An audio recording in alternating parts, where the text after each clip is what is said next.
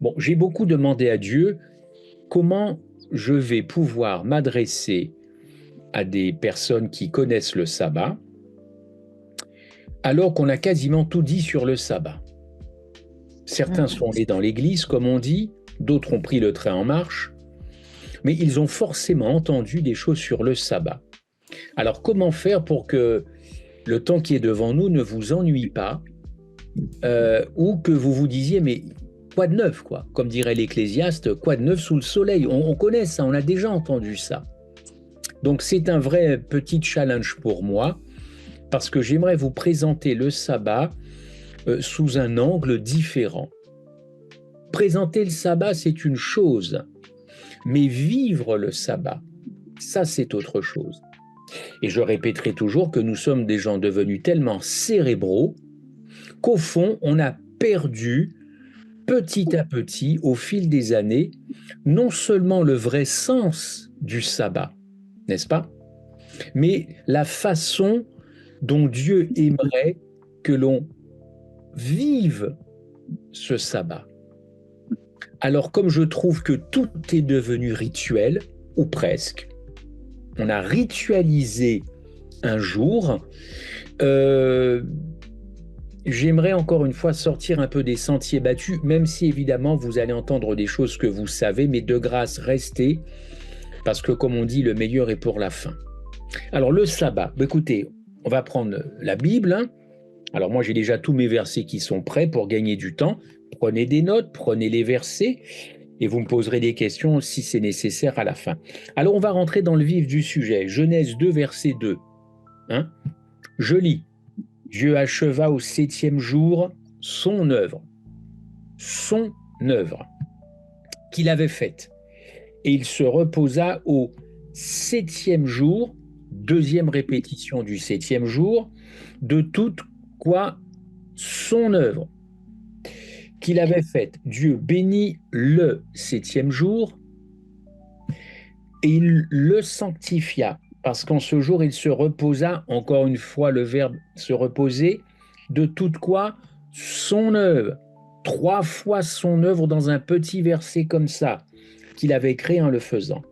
Écoutez, ce verset est d'une forte intensité, d'une rare intensité, en tout cas densité même, intensité et densité, qui se termine, plutôt qui conclut, on va dire, le premier récit de la création.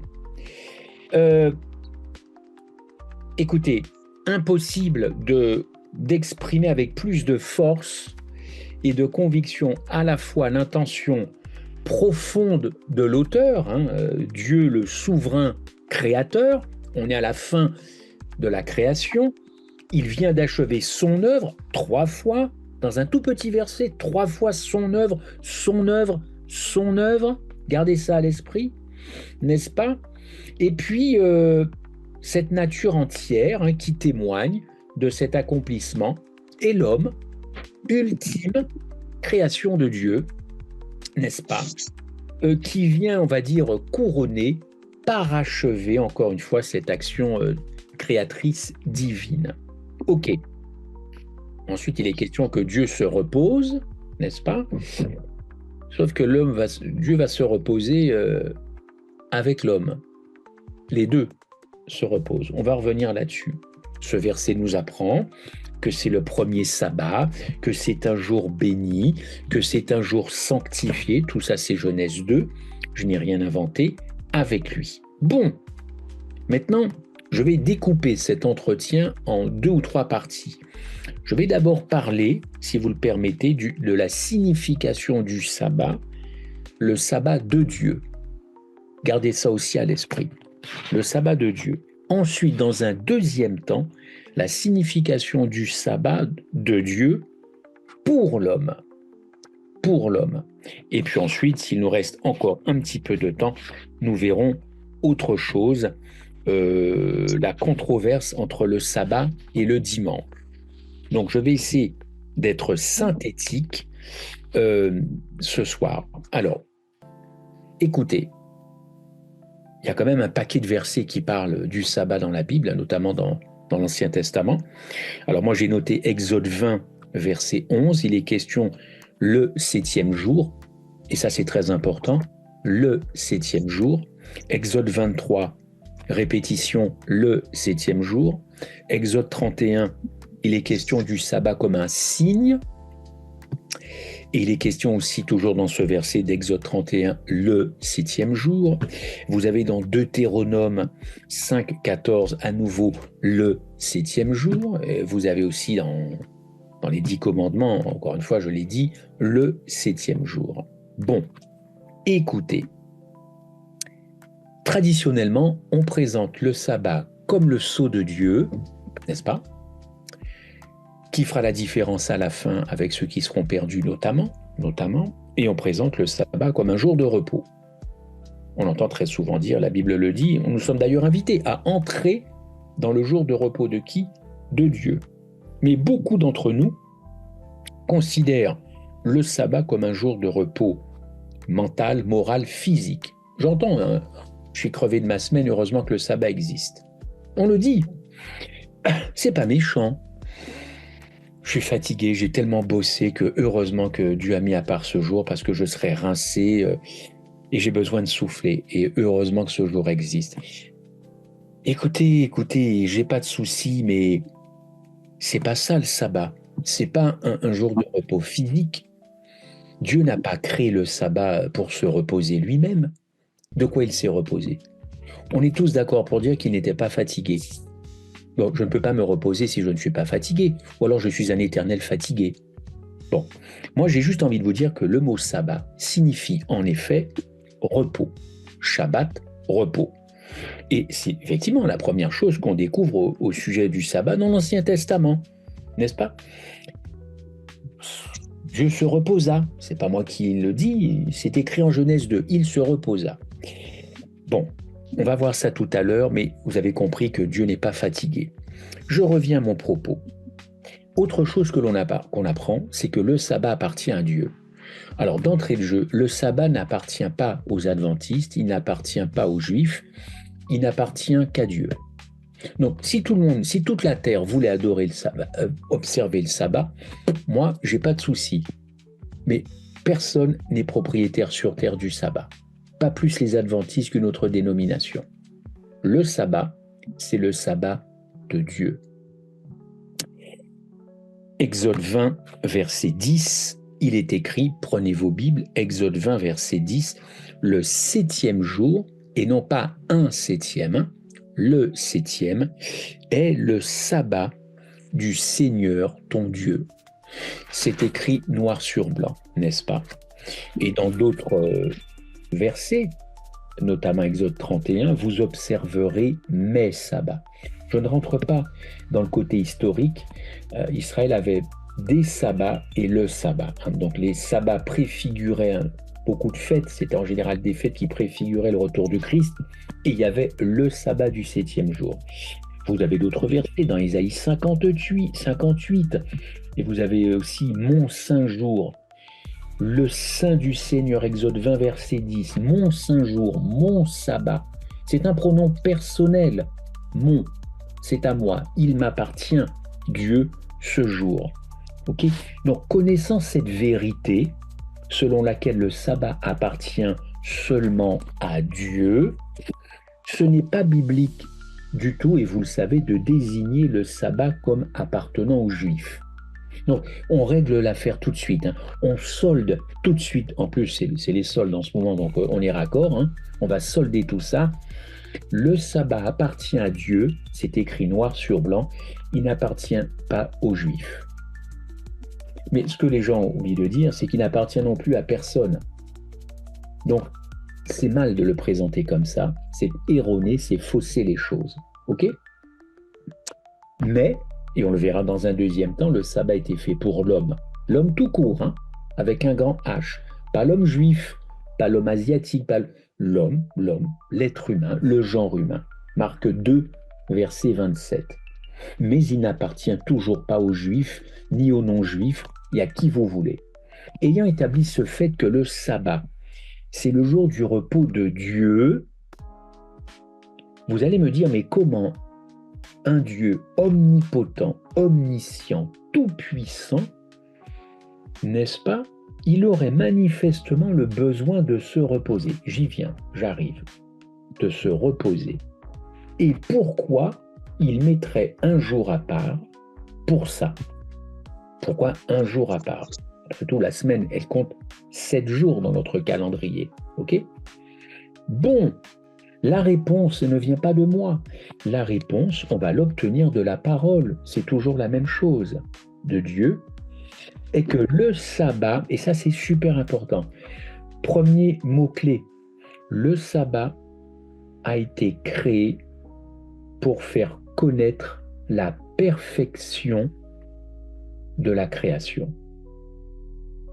Si un jour on devait vous dire, c'est Genèse 1, verset 31, Genèse 2, verset 1 à 3, Hébreux 4, verset 4. Je ne prends que ces 3 versets, je vous donnerai les références plus tard par mail.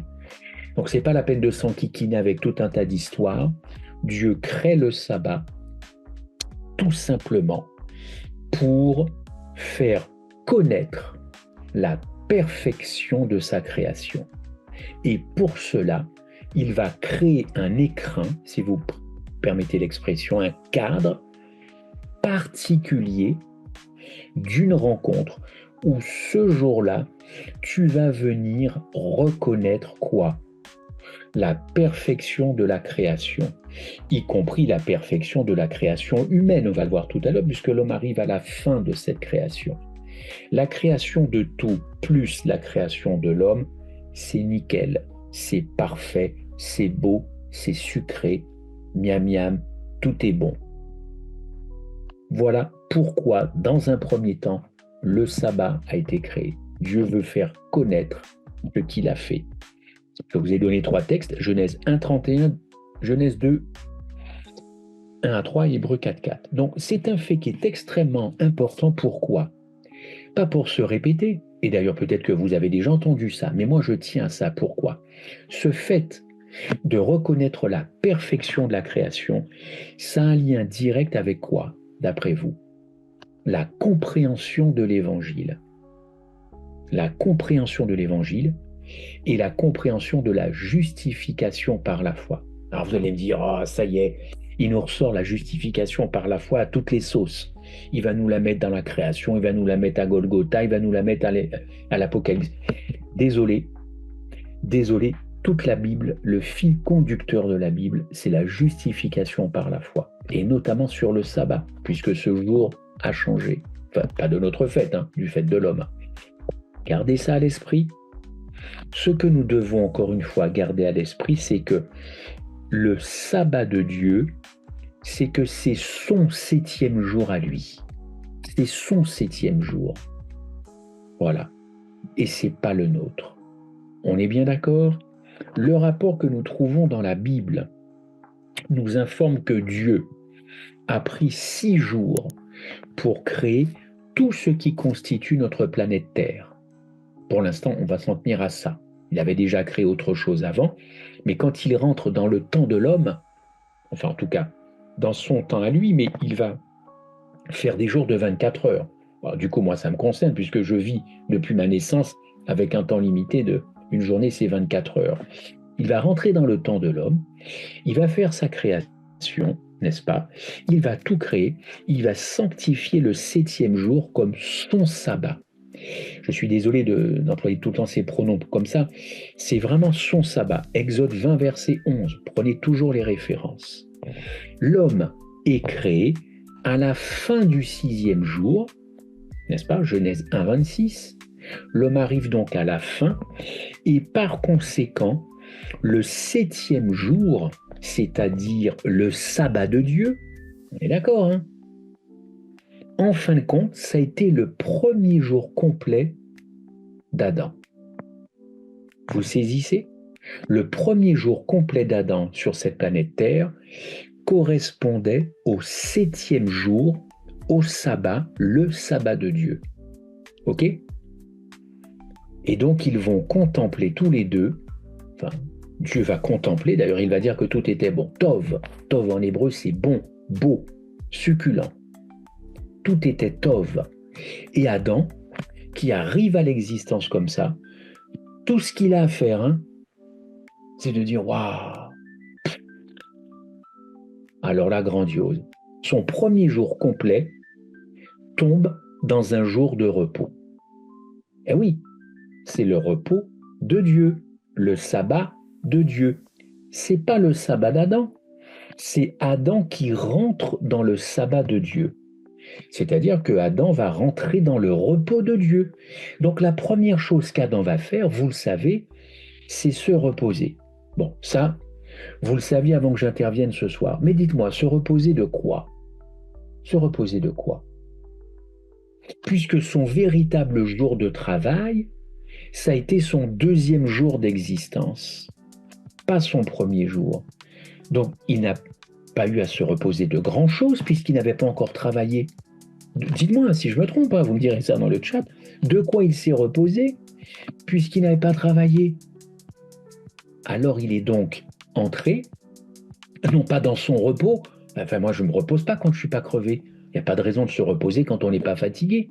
C'est lui qui entre dans le repos de son Créateur. Je vais me répéter, mais vous allez comprendre pourquoi. Donc, ok, voilà. Ça constitue selon moi quelque chose de très important. Pourquoi ce que je vous dis? Parce que il faut aussi considérer le sabbat à la lumière de la rédemption. Nous sommes au niveau de la création, mais il faut aussi considérer le sabbat comme quelque chose de rédempteur en Christ. En Christ. Je m'explique. Quand Dieu travailla 6 jours en créant le monde, et alors je lis quelque chose, une citation. Tout d'abord, Dieu travailla 6 jours, en créant le monde, et seulement lorsque son travail parfait et achevé, il se reposa de toute son œuvre. Là, vous avez compris Genèse 2. Adam et Ève, par ailleurs, ne commencèrent pas leur existence en travaillant, mais je l'ai dit, en se reposant dans le sabbat de Dieu. On est bien d'accord, très bien. Et ce n'est qu'après qu'ils ont eu 6 jours de travail. La signification et l'importance de cette observation est que le genre humain en Adam, puisque en Adam, il y a toute la race humaine, bien entendu, a commencé Adam et Ève, mais je parle d'Adam, pas par machisme ou masculinisme, toute la race humaine est en Adam et non pas en Ève. Eh bien, cette race humaine, Adam, la première chose qu'elle va faire, c'est quoi? C'est recevoir l'œuvre de Dieu comme quelque chose de gratuit, comme un don, n'est-ce pas? Et c'est après avoir reçu ce don, c'est-à-dire contempler tout ce dont ils ont à leur disposition, qu'ils vont se dire, et d'ailleurs c'est Dieu qui va leur dire, maintenant il va falloir quand même un peu bosser, vous allez donc jardiner, vous occuper du jardin. Mais moi, ce qui m'intéresse dans la justification par la foi, c'est que quand je prêche ça, on m'oppose toujours obéissance, sanctification, tu fais ci, tu fais ça, faut faire ci, faut faire ça. Désolé ce soir si vous n'êtes pas d'accord, mais ce que vous dites ne correspond pas à la Bible, en tout cas, pas dans ce premier temps, on va dire, de la parole de Dieu, parce que nos premiers parents n'ont fait que de croiser les bras et de se dire, dis donc, tu es un grand Seigneur, un grand Dieu. Et ce n'est que 24 heures après avoir reçu tout ça des mains du Créateur qu'ils se sont dit, mais nous allons maintenant, en effet, prendre soin de la création. Et ils vont donc, comme dit la Bible, garder ce jardin. Ok? Mais garder en hébreu, c'est pas simplement parce qu'il y avait peut-être déjà le diable dans le coin ou des menaces extérieures. Garder, c'est aussi chérir, c'est aussi aimer ce jardin, avec évidemment tout ce qui s'y trouve. On est bien d'accord, vous me suivez? Tant mieux. Bon, donc, je contemple, j'apprécie et je jouis de cet instant. Pendant 24 heures, tout est à ma disposition.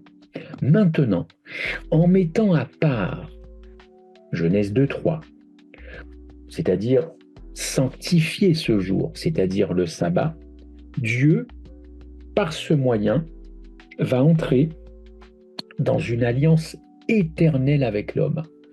Dans une alliance éternelle avec l'homme qui, à ce moment-là, est toujours dépendant. On est bien d'accord, le péché n'est pas encore, n'est pas arrivé, en tout cas pas sur terre. Donc un lien, une alliance, n'est-ce pas? Quelque chose complètement de dépendant.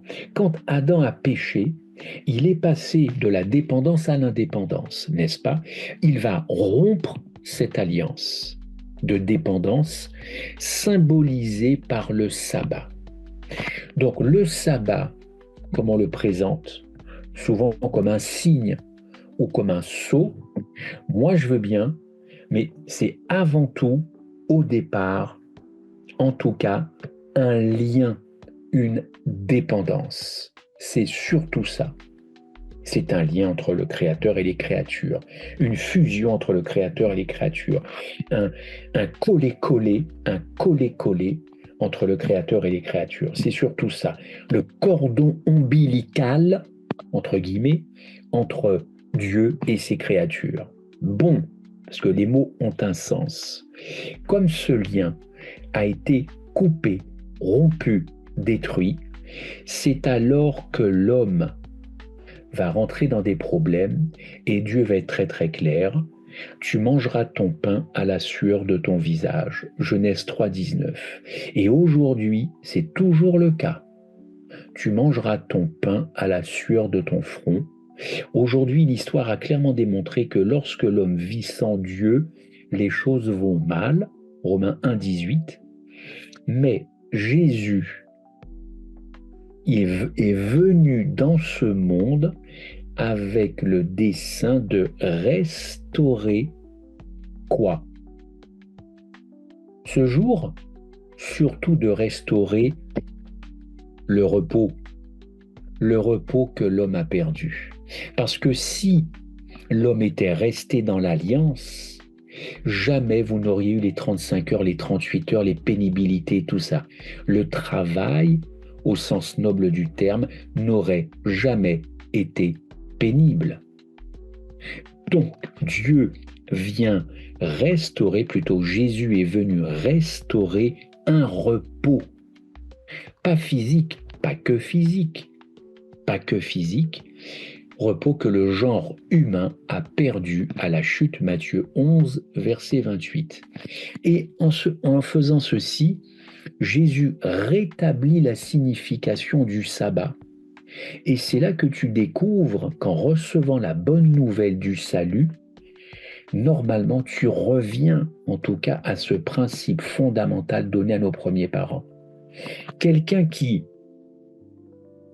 découvre l'évangile après qu'on lui ait présenté cet évangile, la première chose correctement présentée, la première chose qu'il devrait faire, c'est waouh! Et non pas qu'est-ce qu'il faut faire pour être sauvé. Qu'est-ce qu'il faut faire? Il faut rendre sa dîme, il faut faire du bien aux autres. Ah oui, il faut que j'aille au temple de 8h à midi. Ah oui, il faut faire. Non. La personne à qui on a présenté correctement l'évangile, il ouvre les bras, il écarte les bras comme ça, vous voyez, j'ai les bras écartés, et il dit, alors là, c'est magnifique. Tout ça pour moi. Voilà. C'est ça l'évangile. Alors évidemment, c'est beaucoup trop simpliste pour beaucoup de gens. C'est pas normal de présenter ça comme ça, c'est malhonnête parce que il faut faire des efforts, il faut que j'apporte aussi ma pierre à l'édifice.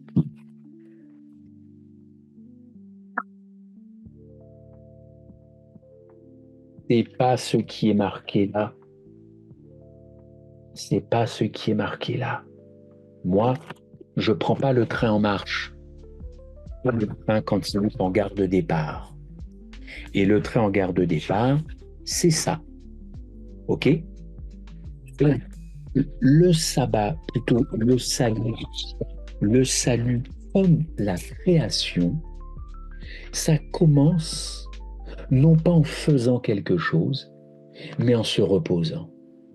Et encore, c'est pas un repos physique.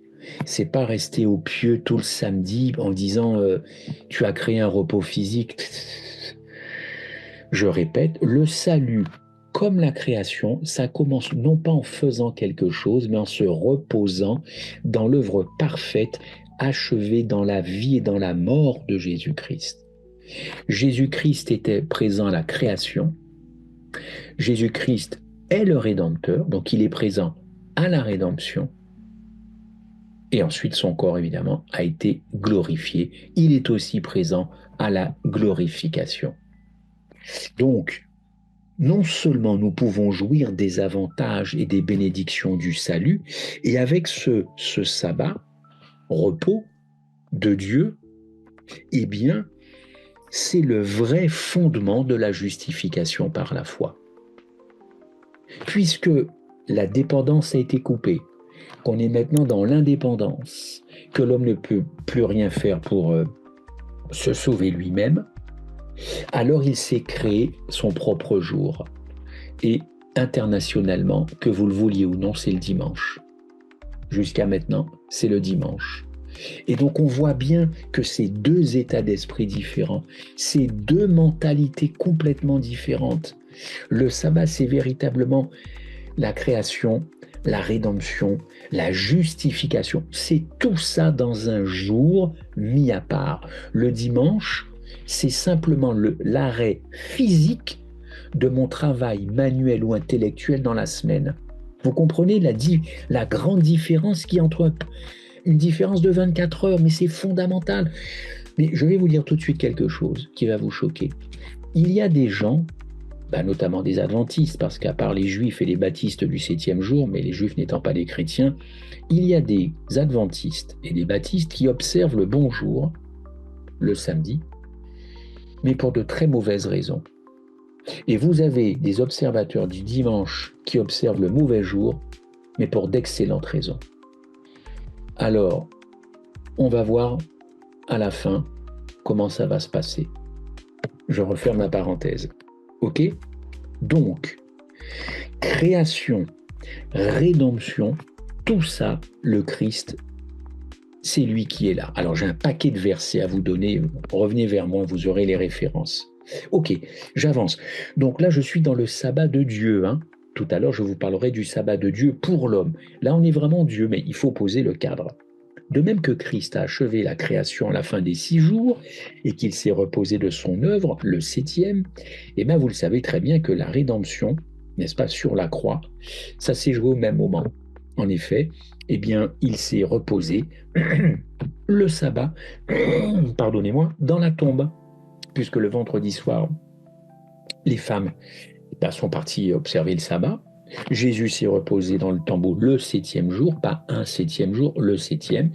Et certes, il est ressuscité le dimanche matin, mais ça ne justifie en aucune manière que ce jour ait changé. Je peux comprendre que ça part d'un très bon sentiment de mes frères catholiques, romains et autres dénominations protestantes et autres. Ça part toujours d'un bon sentiment, mais ce ne sont pas les sentiments qui font la vérité. Vous comprenez ? Donc, on conserve ce jour et il n'y a pas de légalisme à observer le jour du sabbat. Je sais que les adventistes, on nous traite de légalistes. Enfin, quelqu'un qui observe le code de la route, on ne le traite pas de légaliste. Le mec qui paye ses impôts, on ne lui dit pas qu'il est légaliste vis-à-vis du fisc. Mais nous, les adventistes, quand on observe un jour, on est tout de suite des légalistes. Bon, passons. OK ? Bon, autre chose que je voulais vous dire. Donc, le sabbat, à ce moment de notre entretien, il possède 3 significations. Création, je le répète, rédemption et restauration. En effet, Christ est notre restaurateur. Et d'ailleurs, il a donc parfaitement le droit, au nom de ces 3 piliers, de se considérer, la Bible le dit, comme le maître du sabbat. C'est-à-dire, vous l'avez en Marc 2, 28. Je suis Dieu, le maître du sabbat. Et tu m'étonnes que tu es le maître. Tu m'étonnes. Puisque de toutes les façons, tu étais à chaque fois impliqué dans ce qu'on vient de dire. Création,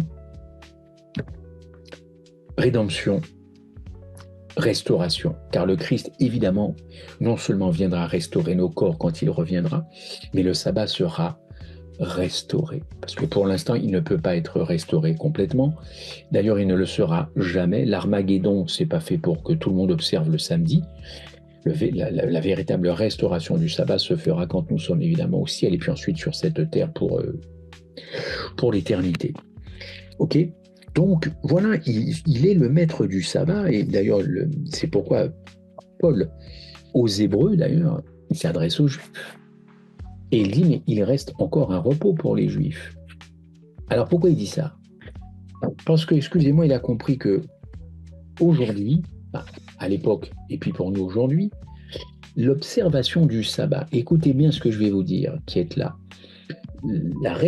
l'observation du sabbat qui n'est pas motivée par une foi qui répond à ce que je viens de dire, qui n'est pas motivée par une foi en réponse à la parfaite réconciliation de Christ sur la croix, cette observation, elle est faussée. Autrement dit, le sabbat égale Christ du début jusqu'à la fin. C'est ce que moi j'apprends en tout cas. C'est très clair avec les peu de versets. Le sabbat égale Dieu, égale Jésus. Mais ceux qui Attends, oui. Excuse-moi, je te fais mes excuses de te couper, mais j'ai besoin de la fin de ta phrase. La restauration du sabbat qui n'est pas motivée par une foi en réponse à, et puis c'est quoi la suite ? À la parfaite réconciliation de Jésus sur la croix, à la parfaite réconciliation de Jésus sur la croix, cette observation est faussée. Et donc à ce moment-là, quand on respecte le sabbat, c'est un faux respect de sabbat, c'est ça ? Laisse-moi terminer, tu vas comprendre, mais c'est un peu de ça. Je veux être très respectueux vis-à-vis de ceux qui observent le sabbat, les Juifs, mais je te dis ce que la Bible m'autorise à dire. Cette réconciliation entre la race humaine qui s'est coupée en Éden et Jésus à la croix qui vient redonner une chance à cette race humaine en lui disant « Écoutez, j'ai mis un jour merveilleux pour vous. Entrez dedans, mais entrez, c'est gratos. » Et les gens qui ne veulent pas entrer, cette observation du sabbat, elle est totalement faussée, puisque le sabbat égale Jésus. Ok ? Et donc, c'est terrible de dire que quelqu'un, et pas que les Juifs, peut très bien observer le samedi, faire tout ce qu'il y a à faire, mais qui n'a pas dans sa tête et dans son cœur ces trois piliers. Et c'est pour ça que chaque sabbat, on devrait parler de la croix, puisqu'on est dans le jour du sabbat. Écoute, Dieu met de côté un jour, et c'est dans ce jour-là qu'on ne parle pas de ça. Selon moi, on devrait parler de la croix tous les samedis, ne serait-ce que pour rendre hommage à ce que Christ a fait et à ce que son Père a fait à la croix. Ok ? Donc, si ton observation est faussée, bien que tu peux être heureux ce jour-là, c'est pas une question de bonheur le sabbat, hein. Enfin, en tout cas, pas tout de suite. Si tu n'as pas conscience de ça, et si tu n'entres pas dans ce repos de contemplation, d'admiration, en fin de compte, tu appartiens encore à l'ancienne alliance. Et c'est-à-dire, l'ancienne alliance, c'est la justification par les œuvres. C'est-à-dire que physiquement, chers amis, vous pouvez être assis à louer, adorer, prier, mais votre tête, votre cœur n'y est pas. N'y est pas. Et j'avais envie de vous poser cette question très simple. Est-ce que vous et moi, nous sommes toujours heureux le sabbat ? Je ne suis pas en train de donner une leçon de morale. Pas du tout. Moi, il y a des sabbats, j'y suis pas. Pourquoi ? Un mauvais vendredi ? C'est possible. Une remarque malveillante dès que j'arrive à l'église ? Et j'ai ça en tête et ça ne sort pas de ma tête ? Quand je prie, je pense à autre chose ? Je ne donne pas de leçon. On n'y est pas. Alors vous allez me dire, bon, moi je vous dis, si c'est comme ça, pas très souvent, Ok, Dieu comprend les cœurs, voit très bien des fois qu'on...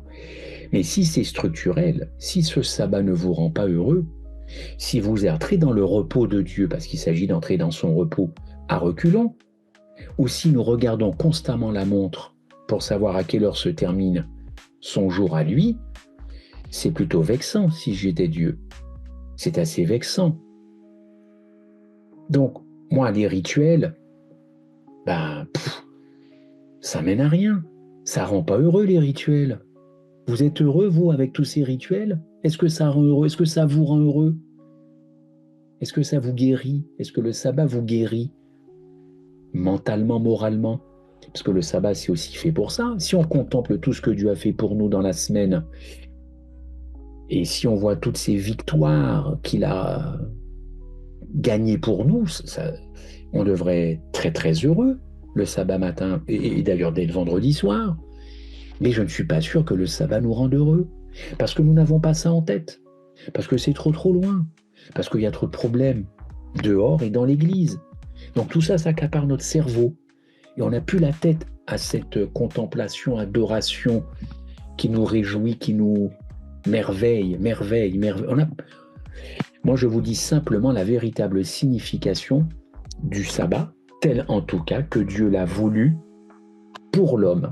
Parce que là, on va y revenir, bien entendu, pour l'homme.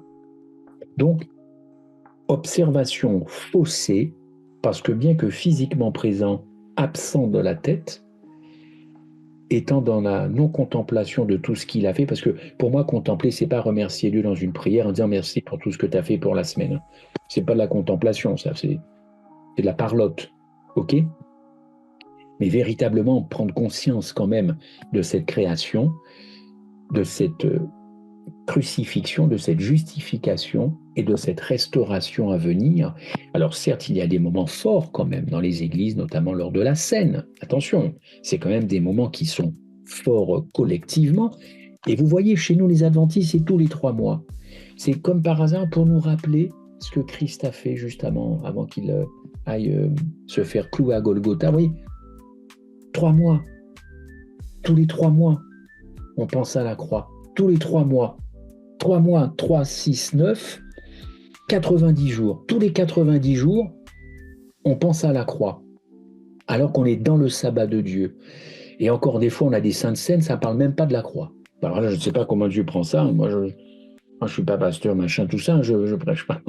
Je ne sais pas comment il prend cette affaire-là, mais tous les 90 jours, on se dit, ah oui, il y a quand même eu un repas avant la crucifixion, donc on va quand même en parler.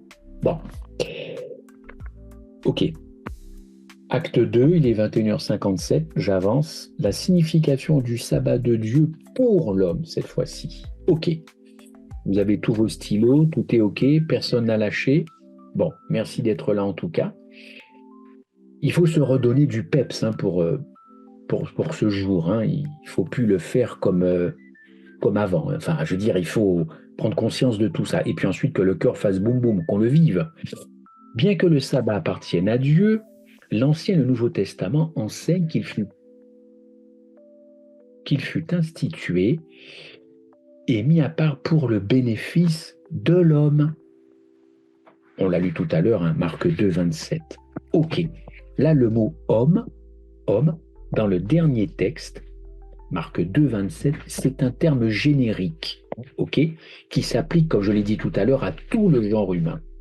Comme je l'ai déjà dit, Dieu a créé le monde par l'intermédiaire de Jésus-Christ. Vous avez tout un tas de textes. Genèse 1, Psaume 8, Hébreux 2. Toutefois, l'homme n'a pas contribué à la création. On est bien d'accord. Il n'a pas du tout contribué. Il en fut, comme on dit, le récipiendaire, le bénéficiaire, si vous préférez. Très bien. Bon.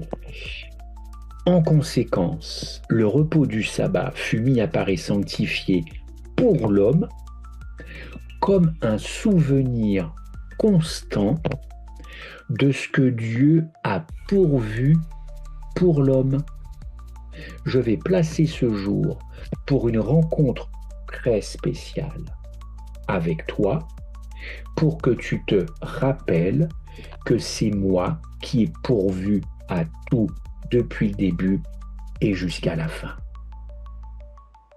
pas étonnant que dans le 4e commandement, il est écrit « Souviens-toi du jour du repos pour que tu l'observes ». Non seulement l'homme allait perdre de vue le sabbat, ça allait partir dans sa mémoire, donc l'aspect du souvenir, souviens-toi. Mais moi je prends aussi cette phrase dans un autre degré, rappelle-toi que c'est moi qui pourvois à tout et que tes œuvres, je n'ai que faire. D'ailleurs, tu n'as pas été là, tu n'étais pas là, alors c'est pas la peine d'en rajouter, tu étais totalement absent. Rappelle-toi que c'est moi, encore une fois, qui pourvois à tout et que je te demande de dépendre de moi. Parce que si tu dépends de moi, il n'y a pas de problème, c'est moi qui vais te diriger. OK ? Alors il faut noter que cette alliance du sabbat a été contractée avec l'homme avant la chute. Et je peux vous dire que s'il n'y avait pas eu de chute, la terre entière observerait le sabbat. La terre entière observerait le sabbat s'il n'y avait pas eu de chute. OK ? En conséquence, je le répète, pas de chute, c'est tout le sabbat de Dieu, son repos à lui. Nous serions dans ce repos chaque samedi. C'est l'entrée du péché, encore une fois, qui a détruit la vraie et profonde signification du sabbat, puisque le péché est rébellion contre Dieu. Bon, passons. Donc, à cause du péché, l'homme a introduit son propre jour de repos, je l'ai dit tout à l'heure, qui est reconnu dans le monde entier comme étant le dimanche. Mais à la différence du sabbat, où le sabbat marquait la perfection, en tout cas la fin de la création. Fin de création égale perfection. Le dimanche, qui est le faux jour, le faux sabbat, lui, il ne marque pas la perfection. C'est toujours l'imperfection de tout ce qu'on a pu faire dans la semaine. C'est imparfait, oui ou non? Vous voyez un peu déjà la différence entre perfection et imperfection sur un jour seulement? C'est ça. Notamment, imperfection contre, évidemment, la perfection. C'est ça, le sabbat de Dieu et le dimanche, le sabbat, entre guillemets, si vous voulez, de l'homme. Donc Dieu savait qu'il était impossible pour le genre humain déchu de se sauver lui-même. Mais parce que c'est un Dieu d'amour, et je l'ai mis dans le flyer, merci Marceline, sabbat, rendez-vous, un rendez-vous d'amour. Alors je me suis dit, si parmi vous, vous avez trouvé l'amour un jour de sabbat, je m'en réjouis, alléluia. Mais moi, je vise plutôt ce jour comme un rendez-vous d'amour. Donc je le répète, si vous avez trouvé l'amour, tant mieux. Mais c'est surtout le Dieu d'amour qui, comme il veut que personne ne périsse, envoie son Fils unique pour racheter le genre humain et restaurer le repos dont nous avons besoin, et pas que physique, n'est-ce pas? La chute nous a privés de beaucoup de choses. Je souris un petit peu pour ne pas donner l'air trop péremptoire, mais la chute a véritablement tout bousillé. La chute a tout bousillé, elle a fait tout capoter. Et cette rédemption parfaite et terminée fut réalisée à la fin, encore une fois, du 6e jour, exactement comme la création. Et ce repos de sabbat a été donc restauré. Et tous ceux, encore une fois, qui par la foi reçoivent la bonne nouvelle de l'Évangile, ils peuvent entrer dans ce repos. Ils peuvent entrer dans ce repos. Et c'est comme ça qu'on devrait leur présenter le sabbat au début, et non pas une liste de choses à faire et à ne pas faire. Mais comment voulez-vous, au 21e siècle, commencer à dire par quelqu'un, faut pas que tu travailles. Dites donc les fins de mois, c'est pas nous qui allons régler les fins de mois des gens à qui on dit ça quand même. C'est facile de dire à quelqu'un ne travaille pas. Moi, si on m'avait présenté comme ça, je dis ok, moi j'arrête, mais tu vas m'aider à boucler mes fins de mois. Ah ben non, non, non, ah ben si, si, mon vieux, tu me demandes d'arrêter de bosser, tu vas m'aider. Mon Dieu, on a fait fuir les gens rien que sur ce jour-là, on les a fait fuir. Ben dis donc. Alors, moi, je voulais encore vous dire autre chose parce qu'il y a tellement de choses super intéressantes à dire. Christophe, excuse-moi, à ce stade de ta conférence, est-ce que je peux te demander si tu penses que le respect du sabbat conditionne notre salut? Est-ce que c'est par le respect du sabbat que l'homme va être élu sauvable, enfin, que Dieu peut le sauver ou pas, le Je choisir ou suis pas? affirmatif, tant pis si on me critique, non, non et non. Et je vais vous dire pour la simple et bonne chose, c'est que le sceau, le sabbat, c'est un sceau extérieur, extérieur. Mais le sceau qui compte le plus pour Dieu, c'est le sceau intérieur. Parce qu'il y a un paquet de gens qui observent le sabbat et un paquet de gens qui vont être perdus. C'est Ellen White qui le dit. Vous voyez, moi, je ne prends pas tellement de risques. Il y a des millions d'adventistes qui observent le sabbat, ils seront perdus. Parce que le sceau intérieur, ils n'ont pas été scellés. Leur caractère n'a pas permis que Dieu mette un sceau sur leur front. Donc, des observateurs du sabbat, tout ça, c'est que du paraître. C'est que du paraître. C'est des grandes messes. Mais le plus important, c'est ton sceau intérieur. Et donc, ceux qui observent le sabbat pour être sauvés, je leur souhaite beaucoup de courage et tenez bon la distance, hein, parce que tenez bon, vous risquez d'être assez épuisé rapidement, mais bon, vous avez du courage, ça devrait aller. Si vous observez le sabbat pour être sauvé, c'est que vous n'avez véritablement rien compris, encore une fois, à l'évangile. Voilà. Alors, je peux rajouter, s'il vous plaît, Christophe, quelque chose par rapport à la question de Laurence. Moi, je pense que ceux qui reconnaissent, acceptent le sabbat et qui vivent ce jour-là, sincèrement, comme tu le dis, Christophe, sincèrement, parce que les 4 premiers commandements de Dieu, souviens-toi de ton Dieu, tu aimeras Dieu de tout ton cœur et tout, et jusqu'au 4e qui est le sabbat. Donc, c'est un état d'esprit. Voilà, c'est parce qu'on est sauvé et qu'on peut être capable d'aimer Dieu de tout son cœur, de toute son âme, de tout.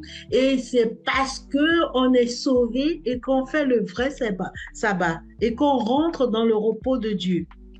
Bon, pour moi, je peux dire que si réellement la personne qui rentre dans le repos de Dieu, si réellement la personne qui aime Dieu de tout son cœur, de toute son âme, ben bien sûr qu'il va être sauvé. Mais je veux croire que ce n'est pas tout le monde. La personne qui fait, parce qu'on ne peut pas aujourd'hui de savoir qui est sauvé, qui n'est pas sauvé, parce que quand on prend l'histoire des 10 vierges, il y a les 10 vierges, ils sont tous ensemble, ils vivent la même chose, mais Dieu qui voit le cœur, et ben voilà, il voit qu'il y a 5 vierges qui sont sauvées et les 5 autres qui ne sont pas sauvées. Oui, oui, non, mais ce n'est pas en contradiction, tu as raison, entre autres avec la parabole des 10 vierges. Je réponds juste encore une fois à Laurence, c'est que quand tu fais de l'observation du sabbat une nécessité pour le salut, tu n'entres pas réellement dans le repos de Dieu. C'est ça, ouais. Parce que le salut, lui, il est parfait et il est achevé. Ce n'est pas notre observation du sabbat qui impacte le salut. Exactement. Ouais. Le Christ, l'auteur du salut. Le salut a été réalisé une fois pour toutes à Golgotha sans notre consentement, sans notre participation. Le patron du salut, c'est Dieu. OK ? Donc, je répète, il y a des gens qui n'observent pas le sabbat et qui seront sauvés, et des observateurs du sabbat qui seront perdus. Si c'est le cas, d'où ça vient? C'est le fameux sceau intérieur, c'est-à-dire ton caractère. Parce que je mets à défi, ou je prends plutôt à témoin, ceux qui se plaignent énormément de ce qui se passe dans les églises, de ce qu'ils voient, de ce qu'ils entendent. Alors, ces gens-là, ils ont bien en face d'eux des observateurs du sabbat. Enfin, en tout cas, ils sont bien dans une église, quelque part, un groupe. Ils sont là, sabbat. Et pourtant, ils font ce constat que ces gens-là sont infernales. Infernales. Bon, alors, je me trompe ou je ne me trompe pas? Donc, le sabbat, c'est bien un signe, c'est biblique. C'est un sceau parce qu'effectivement, ça va couper l'humanité en deux. Justification par la foi, justification par les œuvres. Mais même si tu es raccord avec la justification par la foi, mais que ton sabbat, il n'a plus de sens, en fin de compte, tu as tout dynamité, quoi. Tu as tout dynamité. Et donc, ouais, je suis d'accord avec Marceline, ça c'est l'affaire de Dieu, mais je ne répondais juste à la question de Laurence, est-ce qu'il y a un lien entre sabbat et salut? Ma modeste compréhension de l'évangile me fait dire que non. Ok. Et ceux qui pensent qu'en observant le sabbat, ils vont être sauvés, ils ont détourné encore une fois la vraie signification du sabbat, tout simplement. Voilà. Je termine juste encore, puisque j'en suis à la signification du sabbat. Est-ce que vous pouvez lever la main si quelqu'un veut parler, s'il vous plaît? C'est vrai, depuis tout à l'heure. On peut, je termine juste, mais bon, si vous voulez me couper, ce n'est pas un souci. Non, je terminerai juste en disant que, il y a encore tellement de choses à dire, mais je voulais juste voir ça avec vous. Quand on dit, d'ailleurs, Adam n'était pas blasé, hein. Son premier sabbat, lui, c'était pas quelqu'un de blasé. Pas du tout. Il ouvre les yeux sur un monde parfait, harmonieux, magnifique, un monde paradisiaque. Ok. Et du même coup, il ouvre les yeux sur son créateur. Il voit la création, il voit le créateur. Il voit la création, il voit le créateur. Vous imaginez le truc? Mais dès l'instant que Dieu crée Adam dans un cadre parfait, dans une dépendance, une alliance, maintenant, Dieu est obligé de composer avec une autre personne que lui. Dieu est obligé de composer avec Adam. Voilà. Et donc, vous connaissez la suite, hein, puisque Adam et Ève ont fait ce qu'il ne fallait pas. Mais voilà, Dieu n'était plus seul à décider. Là, maintenant, il y a une autre personne, un vis-à-vis, qui a pris évidemment un chemin qu'il n'aurait pas dû prendre. Mais encore une fois, par Jésus-Christ, Jésus est venu sauver la race humaine, redonner sa place au sabbat pour ceux qui voudront comprendre le sabbat et le vivre, évidemment. Et puis, souvent, on a présenté le sabbat comme une fête. Moi, j'ai rien contre le fait qu'on présente le sabbat comme une fête. Mais la façon dont on entend le mot fête aujourd'hui me convient pas vraiment. Aujourd'hui, fête, c'est quoi? C'est bruit, agitation, extériorité superficielle, peut-être pour certains même un défoulement. On s'excite toute une journée de sabbat, on crie, on est partout.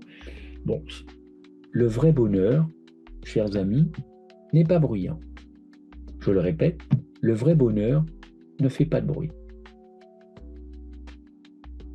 Alors oui, en résumé, un jour qui appartient à Dieu, où il dit à l'homme, je te le donne, cadeau, bonbon, sucré, tu ne fais rien. Ce jour, oui, il est sanctifié, il est mis à part, ça c'est clair, pas un jour, le 7e jour. Et puis je voudrais vraiment terminer par quelque chose qui me tient à cœur.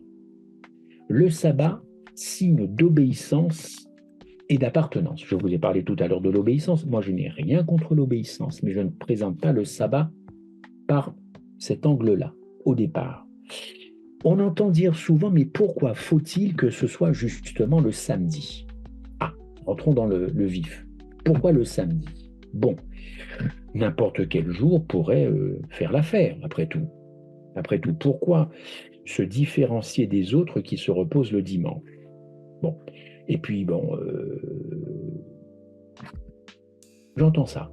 Je réponds que le sabbat n'est pas tant un jour de repos choisi par l'homme qu'un rendez-vous choisi par Dieu.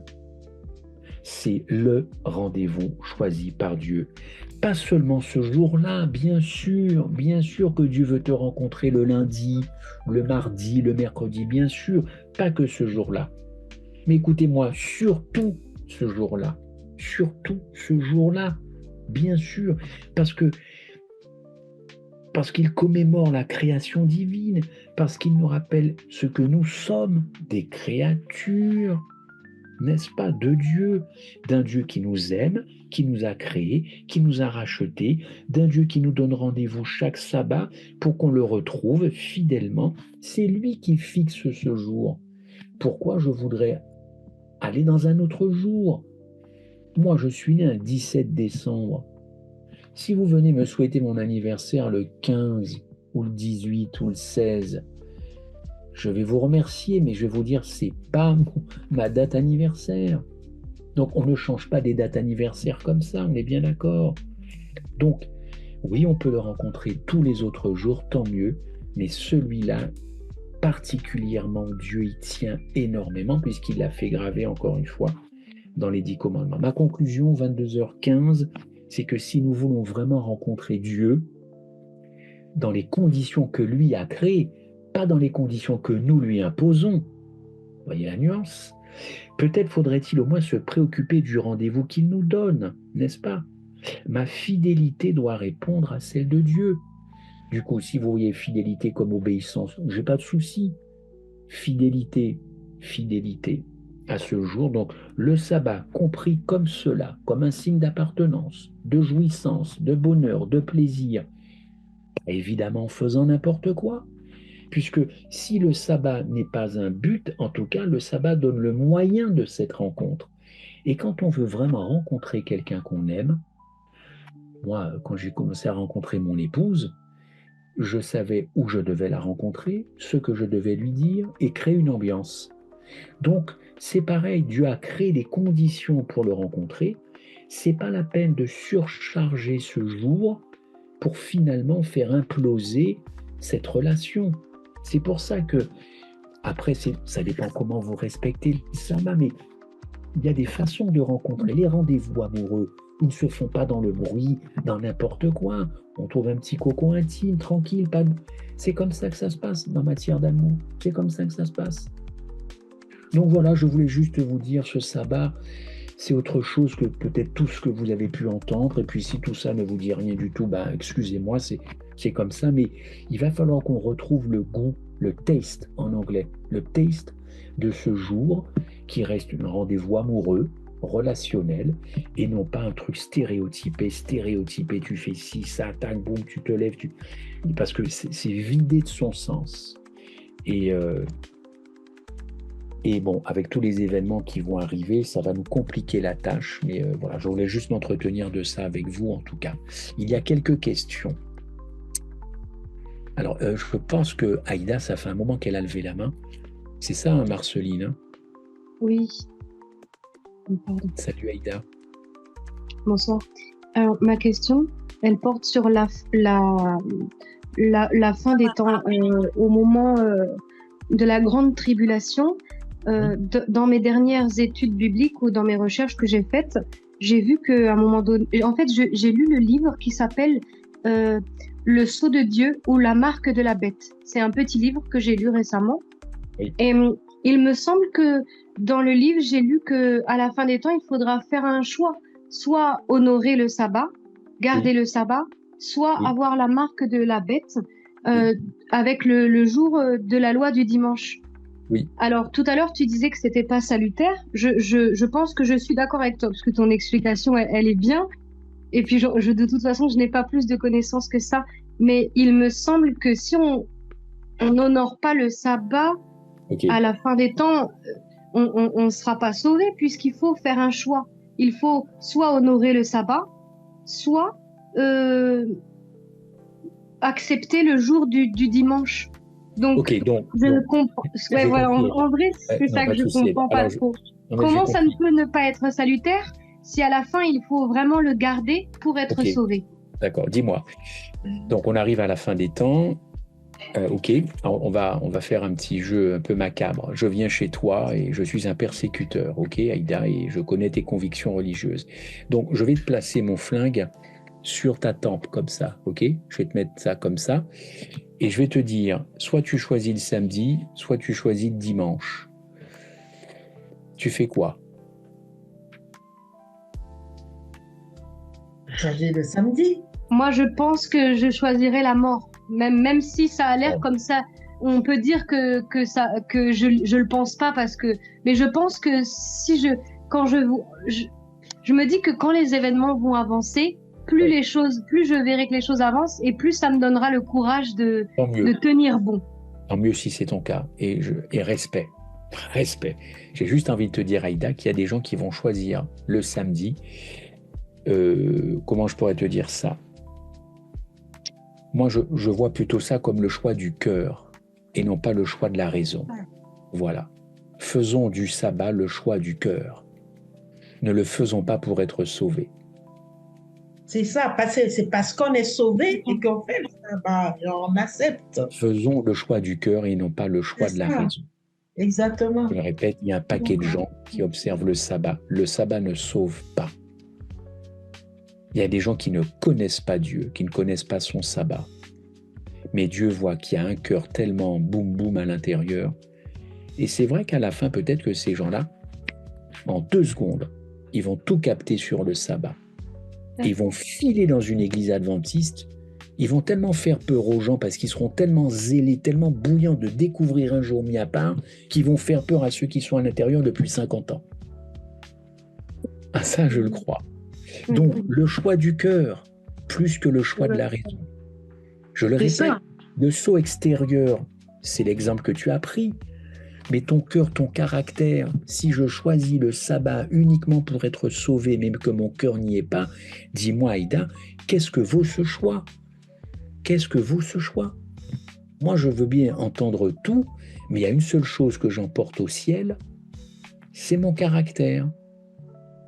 Et alors, donc, du coup, j'ai une toute petite question complémentaire.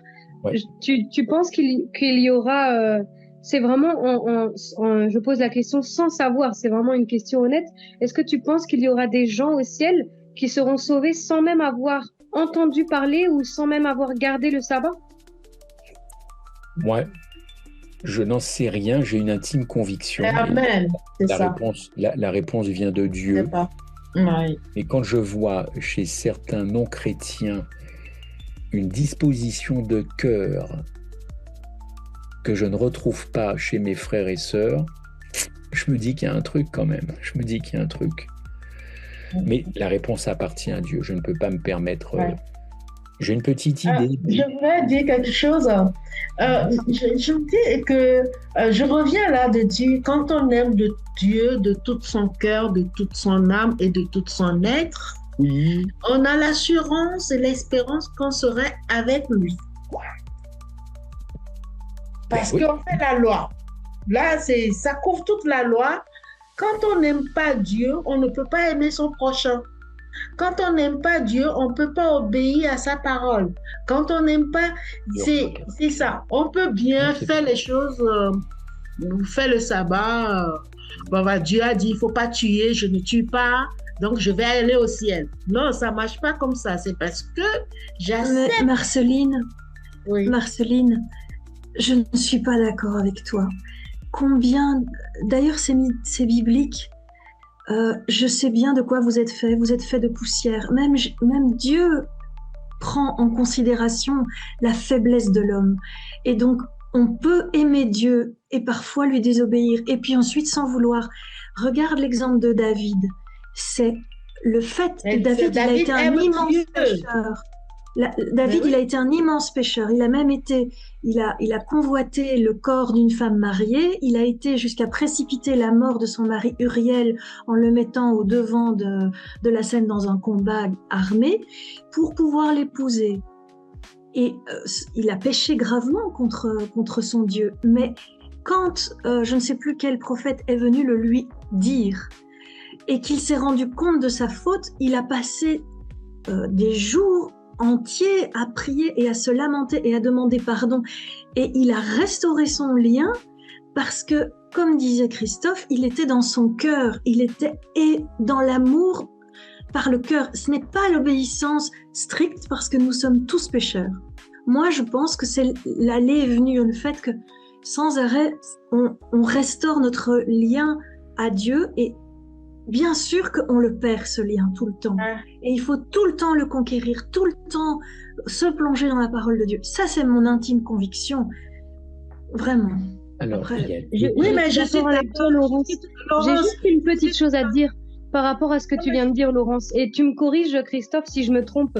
C'est vrai on n'est pas parfait, on tombe et puis l'idée, c'est quand même de demander pardon et de revenir à Dieu, d'essayer de ne plus pécher. Mais à un moment donné, Christophe, on va être scellé, il n'y aura plus d'intercesseur, on ne pourra plus pécher. Et quand le temps de grâce sera terminé, on ne pourra plus tomber et puis redemander pardon à Dieu. Je veux dire, à un moment donné, il va falloir... des fois, il y a des choses qui me choquent c'est dans l'église... J'ai dit dans l'église adventiste, mais peut-être qu'il y a d'autres personnes qui pensent ça, mais il y en a qui disent qu'on peut pécher jusqu'au bout, il est impossible de vivre sans péché, alors que la Bible dit « Soyez donc parfaits comme je suis parfait ». Mais pour moi, ce texte-là, ça a toujours été une ligne de conduite, de me dire « Il est tout à fait possible de vivre sans péché ». D'accord, si on n'est pas d'accord avec moi, j'entends tout à fait, mais de dire qu'on peut pécher, on pourra encore demander pardon à Dieu, même si on fait des petites fautes, c'est pas ça qui va nous retirer notre salut. J'ai entendu dire des gens qui disaient que même après le scellement, si on fait des petites erreurs, c'est pas ça qui va retirer notre salut. Moi, je suis pas d'accord, mais peut-être que je me trompe. Peut-être que je me débat. Tu as entièrement raison. Une fois qu'on est c'est un autre caractère, il n'y a pas de problème. D'ailleurs, on aura le goût de ce sabbat qui sera complètement différent de ce que l'on peut vivre actuellement. Donc, je suis entièrement d'accord avec toi, mais c'est un autre débat. Il y a 2 personnes qui ont levé la main. Et il y a Jean-Pierre qui voulait parler. Après Jean-Pierre, c'est Nadia. Jean-Pierre. Je continue sur cette partie, du moins. Moi, ce que je voulais ajouter, si vous m'entendez bien, c'est que Dieu ne nous a pas demandé d'observer le sabbat. Il nous a demandé de vivre le sabbat. On doit vivre le sabbat, on ne doit pas observer simplement le sabbat. C'est un espace de vie que Dieu nous invite. Dieu nous invite à vivre. C'est là, c'est un espace où on est en train de vivre, d'exprimer une certaine sanctification dans une relation avec Dieu. Et Hébreux 4 nous explique que en prenant le sabbat comme point de repère, nous explique que nous allons être libérés de la domination complète du péché en Jésus-Christ. Et nous pouvons comprendre qu'effectivement, comme Jésus l'a dit plusieurs fois pendant qu'il était sur la terre avec ses disciples face aux pharisiens, on n'observe pas le sabbat, mais on vit le sabbat. Tous ceux qui vivent normalement dans une relation avec Dieu pendant la semaine, c'est tout à fait normal qu'il y ait un jour où ils rencontrent Dieu. C'est normal. Et c'est le sabbat. Merci. Oui, je n'ai pas grand-chose à rajouter, en effet. Merci, frère. Et puis, alors, j'ai plus de main levée, je ne sais plus. Et il y a Nadia. Nadia. Oui, bonsoir tout le monde. Je vais revenir sur la phrase, sur le mot que tu as dit, Christophe. Tu as dit la disposition du cœur pour le sabbat.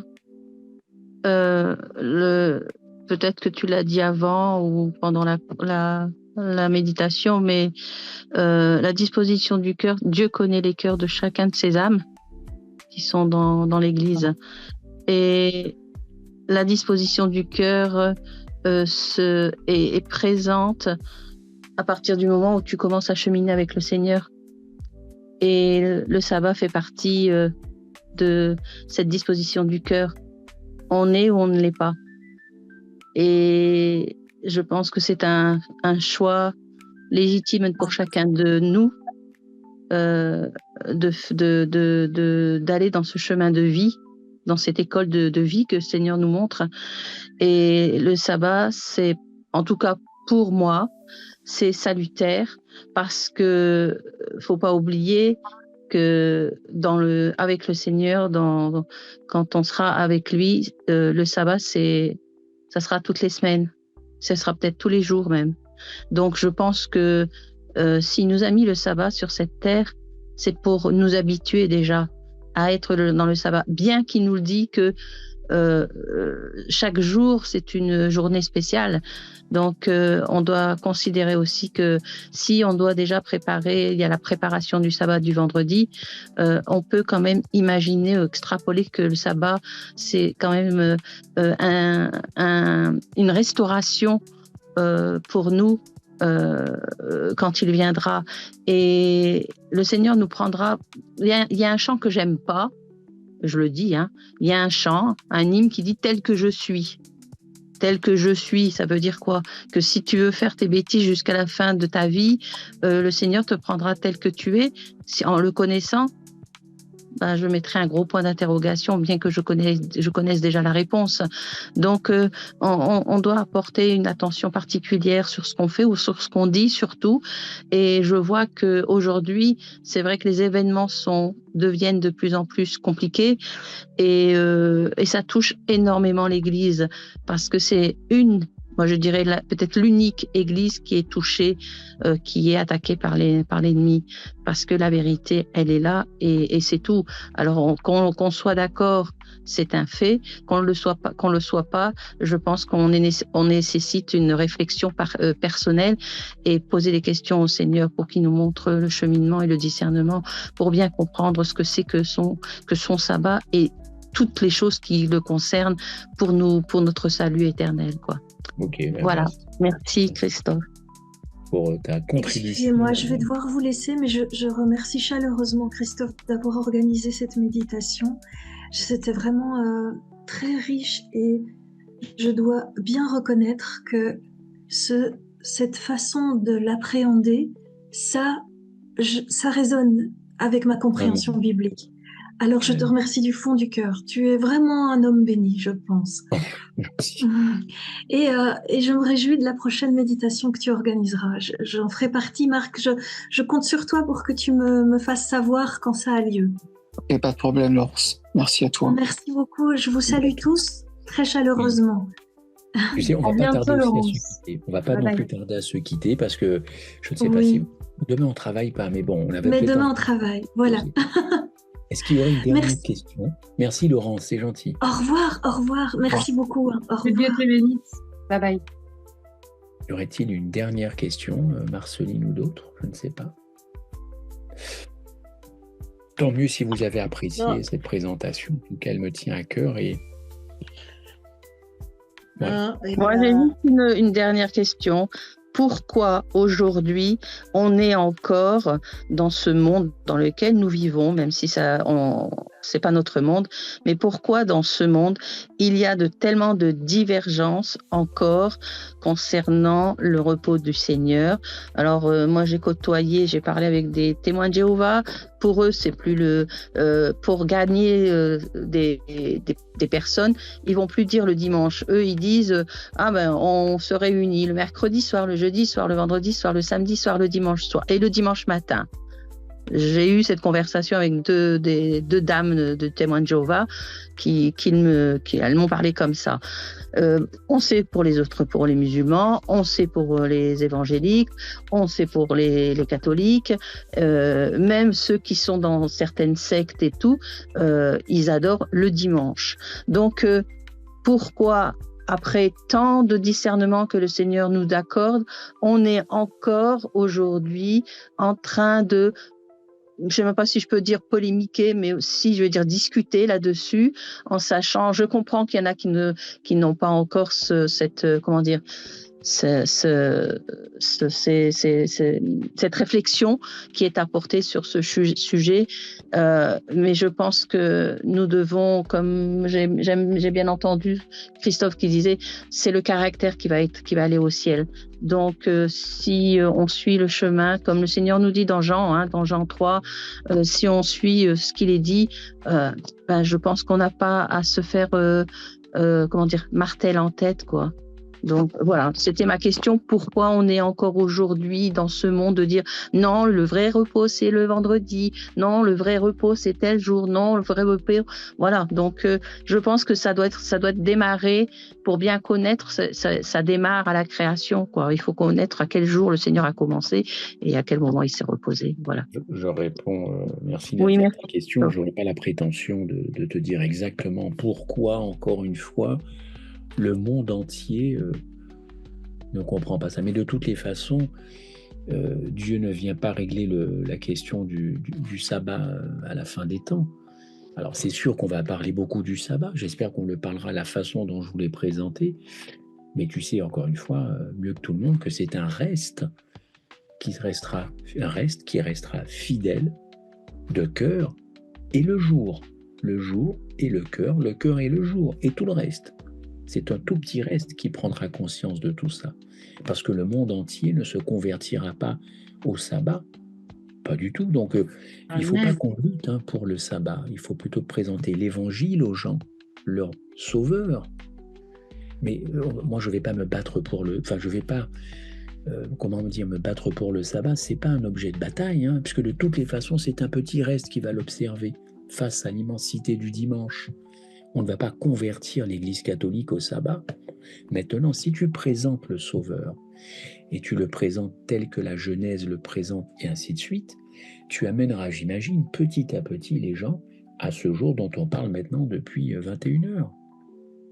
D'ailleurs, Ellen White le dit elle-même, quand vous donnez des études bibliques, ne commencez pas par le sabbat. Donc, on a fini. Christophe, tu veux bien clôturer avec une prière, s'il te plaît? Bien sûr, avec plaisir.